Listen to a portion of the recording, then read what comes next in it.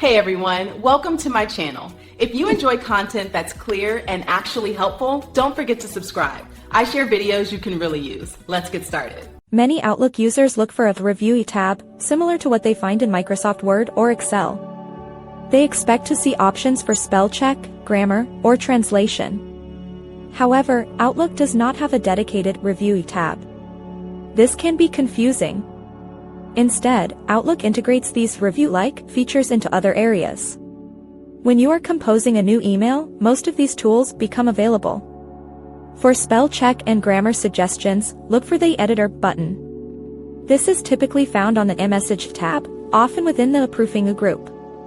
You can also right-click on a misspelled word for quick corrections.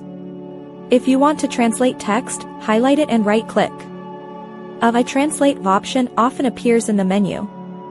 The Read Aloud feature can also be accessed by right-clicking text or looking on the iMessage tab. Remember, if you are reviewing an attached document, you must open it in its native program, like Word.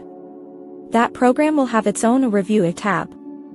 Outlook's design keeps its interface clean for email management. Its content review tools are spread out, not centralized in one tab. This approach differs from other Office applications. Thanks for watching. Please like and subscribe.